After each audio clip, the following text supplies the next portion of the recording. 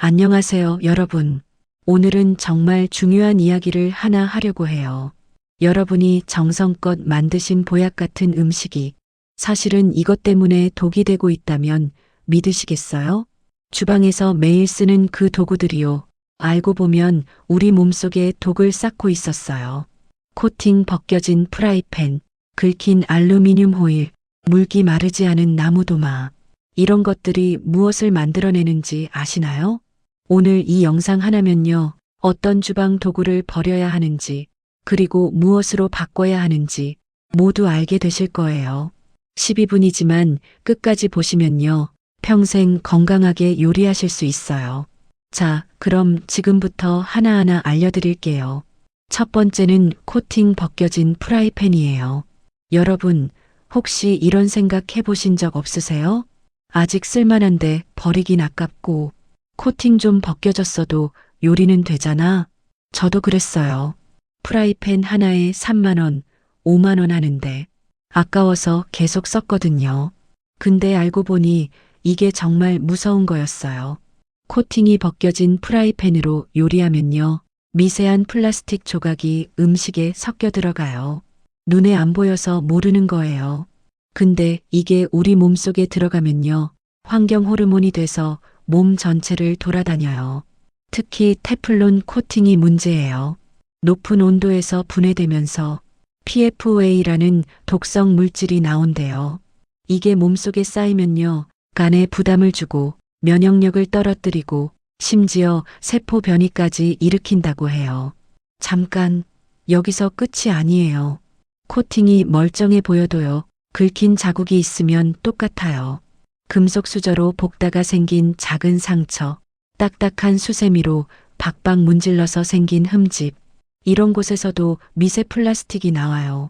그럼 어떻게 해야 할까요? 프라이팬은 2년마다 교체하세요. 아무리 아껴 써도요, 2년이 한계예요. 그리고 코팅 프라이팬 쓸 땐요, 꼭 실리콘이나 나무 조리도구만 쓰세요. 금속 수저는 절대 금물이에요. 설거지할 때도요, 부드러운 스펀지로 살살 닦으세요. 철수세미는 코팅을 갈아버려요. 제 경험상요, 프라이팬 하나 바꾸고 나니까 음식 맛도 더 좋아지고 마음도 편하더라고요. 두 번째는 알루미늄 안녕하세요, 호일이에요. 여러분.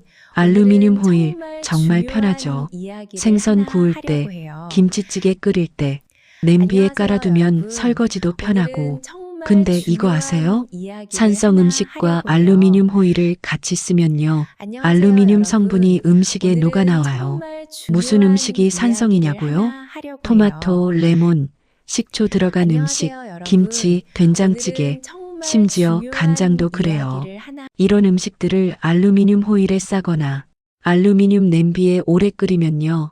알루미늄이 서서히 녹아서 음식에 스며들어요. 그럼 이게 우리 몸에 들어오면 어떻게 될까요? 알루미늄은 몸 밖으로 잘 안 나가요. 특히 뇌에 쌓인대요. 뇌에 쌓이면요. 기억력이 떨어지고 머릿속이 자꾸 멍해지고 집중력도 흐려진다고 해요. 이걸 뇌안개 증상이라고 하는데요. 나이 들어서 당연한 거라고 생각하시죠?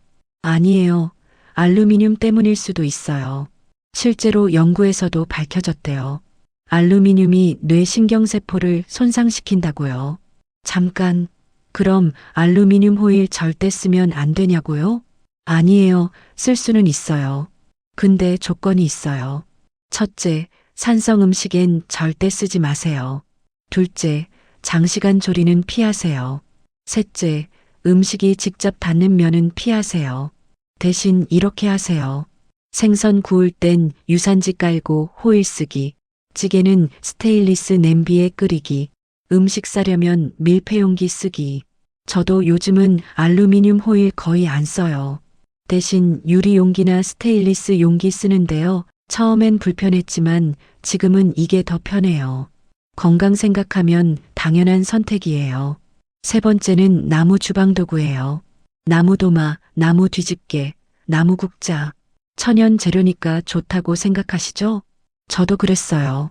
플라스틱보다 나무가 훨씬 안전하다고 생각했어요. 근데 알고 보니까요, 나무 도구가 더 위험할 수도 있더라고요. 왜냐하면요, 나무는 물을 흡수해요. 설거지하고 나서요. 물기가 완전히 마르지 않으면 그 안에서 세균이 번식해요. 특히 칼자국 난 도마는 더 심해요. 그 틈새에 음식물 찌꺼기가 끼고 거기서 세균이 폭발적으로 자라요. 대장균, 살모넬라균, 심지어 곰팡이까지요. 이게 얼마나 무서운지 아세요? 어느 연구에서 조사했는데요. 오래 쓴 나무 도마에서 변기보다 세균이 더 많이 나왔대요. 변기보다요. 상상이 되세요? 그 도마로 매일 음식 썰고 있다는 게. 그리고 나무 국자도 마찬가지예요. 뜨거운 국물에 담갔다 뺐다 하면서요. 나무가 부풀었다 줄어들었다 반복해요. 그러면서 틈이 생기고 그 틈에 국물이 스며들고 거기서 또 세균이 자라요. 잠깐, 그럼 나무 도구는 다 버려야 하냐고요?